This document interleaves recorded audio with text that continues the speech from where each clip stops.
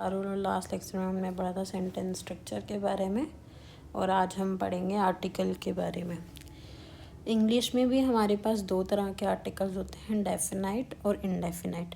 Definite article होता है the और इनडेफिनाइट आर्टिकल होता है एन।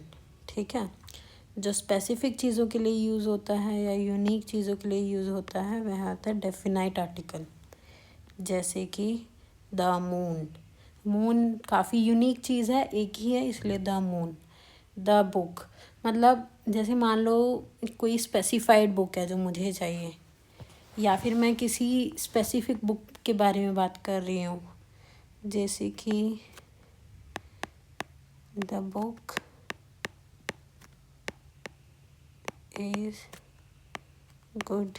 इसका मतलब है जो ये वाली जो स्पेसिफिक बुक मेरे पास है यह अच्छी है, या फिर जो स्पेसिफिक बुक जिसके बारे में मैं बात कर रही हूँ वह अच्छी है, तो उसमें हम द यूज़ करते हैं। ठीक है, और नेक्स्ट लेक्चर में हम इनडेफिनाइट आर्टिकल्स के बारे में पढ़ेंगे, बट आज हम जर्मन में डेफिनाइट आर्टिकल्स को बेस्टिम्ड आर्टिकल्स कहते हैं और हम इन्हीं के बारे में पढ़ेंगे। ठीक है, मेनली डेफिनाइट आर्टिकल्स के बारे में। Definite articles in German is known as बेस्टिम्ड आर्टिकल्स। ठीक है, जो जर्मन में नाउन्स हैं, जितने भी नाउन्स होते हैं जर्मन में, हम उनको 4 कैटेगरीज में डिवाइड करते हैं। या तो वो मैस्कुलिन होंगे, मैस्कुलिन का मतलब जो जिनका जेंडर, इसमें हम जेंडर स्पेसिफाई करते हैं, जिनका जेंडर मैस्कुलिन है या मेल साइड पे है। न्यूट्रल, न्यूट्रल जिसका कोई जेंडर नहीं है। फेमिनाइन, जिसका जेंडर फीमेल या फेमिनाइन है। और प्लूरल, जिसमें सारे प्लूरल्स आएंगे। ठीक है, तो जो भी जितने भी मैस्कुलिन है उनका जो उनका जो आर्टिकल होता है वह देयर होता है। जितने भी न्यूट्रल उनका दास्ट, फेमिनाइन का दी और प्लूरल का भी दी। ठीक है, बट जर्मन में जेंडर आप ऐसे डिसाइड नहीं करोगे कि नहीं ये लड़की है तो इसका जेंडर फेमिनाइन ही होना चाहिए। जर्मन में आपको जेंडर मोस्टली ऐसा ही होता है, जैसे मेल डॉक्टर है तो उसका आर्टिकल होगा देयर, फीमेल डॉक्टर है तो उसका आर्टिकल होगा दी। बट कुछ कुछ एक्सेप्शंस भी हैं, तो प्रेफर्ड है कि आप आर्टिकल को याद कर लो नाउन के साथ ही। In German each and every noun has its own gender and we must learn it with it. तो हमें नाउन के साथ ही याद करना होता है उसका आर्टिकल। जैसे सपोज कीजिए आपने देखी ट्रांसलेशन कि बुक को क्या कहते हैं, बुक को बुक नहीं कहेंगे, हम दास बुक कहेंगे। हम याद ही ऐसे करेंगे कि बुक इज़ दास बुक। द गर्ल इज़ मेडसन नहीं है, दास मेडसन है। अब आप यहाँ देखेंगे कि जो गर्ल है उसका अगर आप इंग्लिश में जेंडर देखेंगे तो वो फेमिनाइन बनता है।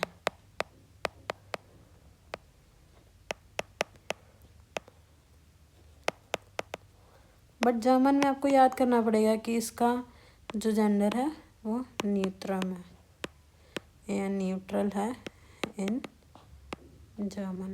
ठीक है, ये आपको याद ही करना पड़ेगा।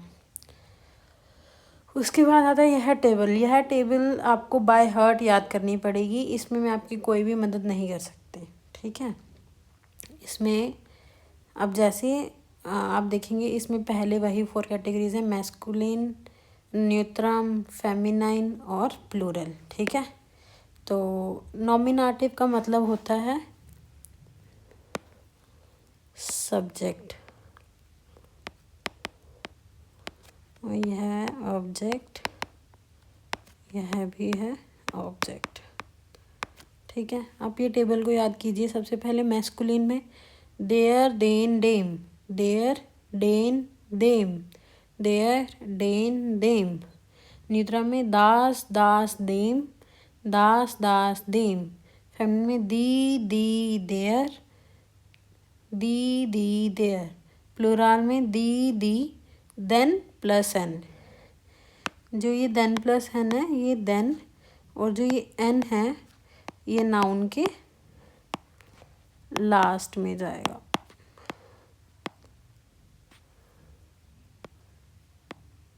ठीक है, ये नाउन के लास्ट में जाएगा।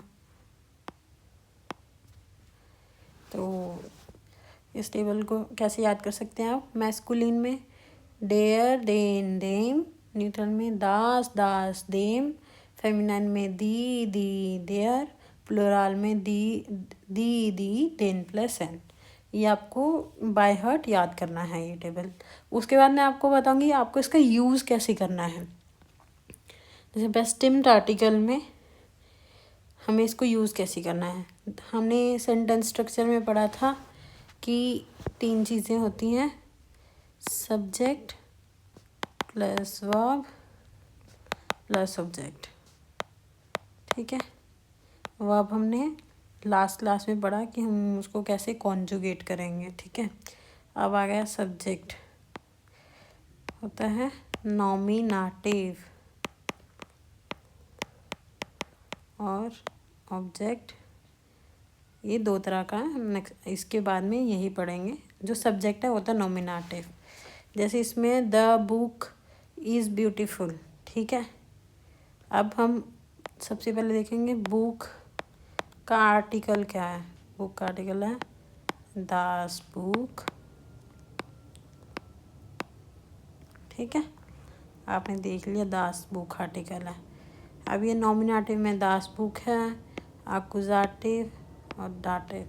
अकुजाटिव में भी दास है और इसमें है देम। बट अभी हम क्योंकि सब्जेक्ट की बात कर रहे हैं तो हम नॉमिनेटिव देखेंगे। तो नॉमिनेटिव में दास बुक है, दास बुक आ गया। इसको हमने पढ़ा था जाइन होता है, जाइन की कॉन्जुगेशन एर एस जी के साथ होती है इस्त। ठीक है, तो इसमें यही है, दास बुक आता है एस की कैटेगरी में, इट की कैटेगरी में, तो इसके साथ आ गया इस्त, और ब्यूटीफुल हो गया श्योन। ये भी मैंने आपको बेग्रुसुम या फिर ग्रीटिंग्स में पढ़ाया था। अगर आपको इनमें से कोई भी कंसेप्ट समझ नहीं आ रहा तो आप मेरी प्रीवियस वीडियोस देखिए, आपको यह अपने आप क्लियर हो जाएगा कि ये इस्त कैसे आया या श्योन कैसे आया। समझ गए? इसके बाद ये तो हो गया नॉमिनेटिव का केस। नेक्स्ट है ऑब्जेक्ट। सब्जेक्ट में हमेशा नॉमिनेटिव ही लगेगा, यह आप याद कर लीजिए, सब्जेक्ट इक्वल्स टू नॉमिनेटिव। उसके बाद है ऑब्जेक्ट। ऑब्जेक्ट में हमारे पास 2 ऑप्शंस हैं, एक होता है अकुजाटिव, एक होता है डाटिव। जितने भी मोस्ट ऑफ द ऑब्जेक्ट्स हैं वह अकुजाटिव होते हैं। तो हम इनिशियली हम सिर्फ अकुजाटिव के हिसाब से ही चीज़ें करेंगे, बट धीरे धीरे विद प्रोग्रेस मैं आपको बताऊंगी कि डाटिव क्या होता है, डाटिव ऑब्जेक्ट कैसे बनाते हैं, उसको कैसे यूज़ करते हैं। ठीक है, तो अब हम एग्जाम्पल्स या प्रैक्टिस करते हैं। जैसे द डॉग रन्स फास्ट। अब इसमें सब्जेक्ट क्या है? इसमें द डॉग इज़ सब्जेक्ट। ठीक है, अब डॉग को कहते हैं हम देयर हुंड। ठीक है, अब आप ये चीज़ सोचेंगे कि देयर हुंड तो मैस्कुलिन कैसा है, वो तो न्यूट्रम होना चाहिए, वह एनिमल है। बट नहीं, ये हमें याद ही करना है कि हुंड के साथ क्या आएगा। हुंड के साथ देयर हुंड आएगा तो यह है मैस्कुलिन है। ये हमें बाय हार्ट सबके आर्टिकल्स याद करने हैं। जैसे देयर हुंड आ गया तो ये हमारा नॉमिनेटिव है, तो हमने नॉमिनेटिव को एज इट देयर हुंड लिख दिया। फिर लाउफ्ट आ गया, RSD के हिसाब से हमने इसको कॉन्जुगेट कर दिया, और फास्ट को हम कहते हैं स्नेल। ठीक है, तो ये कुछ वर्ड्स, ये हमारी वो कैब है, ये धीरे धीरे ही हम इम्प्रूव कर पाएंगे। तो जैसे मैं बता रही हूँ फास्ट को स्नेल, तो आप ये नोट डाउन कर लीजिए, आप एक अपनी कॉपी बना लीजिए जिसमें आप अपनी पूरी वो कैब लिख सकते हैं। उसके बाद the cat goes the home. देखो यहाँ पे वैसे तो आई नो कि 2 आना चाहिए था, बट अभी हमने क्योंकि प्रपोजिशंस नहीं किया तो इसीलिए हम इनको सिंपल रखेंगे। जब हम प्रपोजिशंस कर लेंगे तब हम इसमें 2 भी लगाएंगे। अब द कैट को हम कहते हैं दी कैट्स। अब जो सब्जेक्ट है वो है हमारा दी कैट्स। ठीक है, अब ये सब्जेक्ट है तो ये है नॉमिनेटिव बन गया, तो नॉमिनेटिव में कोई चेंज नहीं आएगा, दी कैट्स वैसा का वैसा आ गया। उसके बाद गेहन होता है टू गो, गेहन इज टू गो, तो इसको हमने कॉन्जुगेट करके गेट कर दिया। अब आता है द होम, द होम को कहते हैं दास हाउस, दास हाउस। अब दास हाउस ये नॉमिनेटिव में है, अब हम इसको एक्कुजेटिव में करेंगे तो तब भी दास दास में ही रहता है, तो इसीलिए दास हाउस ही रह गया वो, इसीलिए द कैट्स गेट दास हाउस। ठीक है, आपको यह समझ में आ गया होगा। इसके बाद है the child sees the ball, बच्चे ने बॉल को देखा, तो बच्चे ने देखा है बॉल को, तो द चाइल्ड इज सब्जेक्ट या सब्जेक्ट और द बॉल इज ऑब्जेक्ट। ठीक है, अब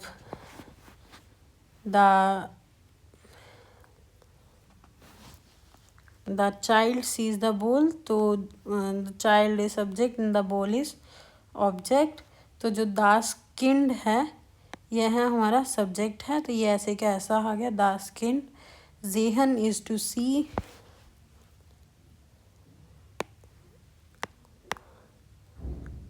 जेहन इज टू सी, तो हमने इसको कॉन्जुगेट कर दिया।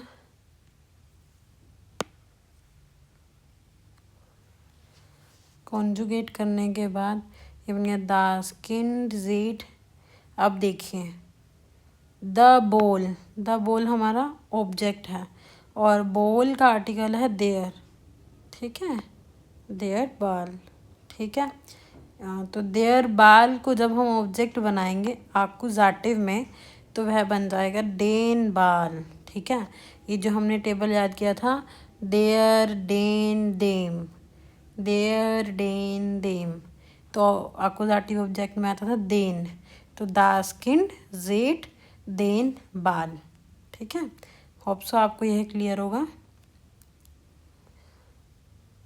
इसके बाद आता है आई हियर द म्यूज़िक, इसका मतलब हुआ कि मैंने म्यूज़िक सुना, तो आई है सब्जेक्ट हमारा,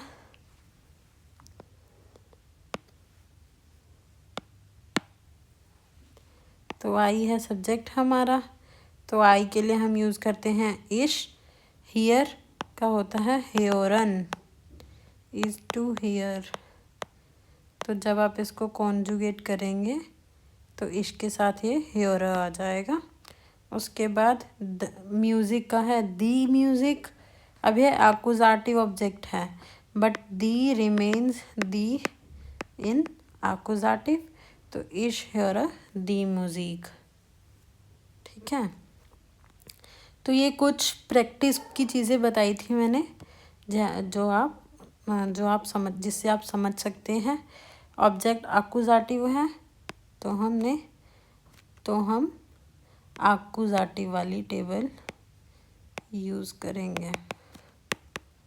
ओके,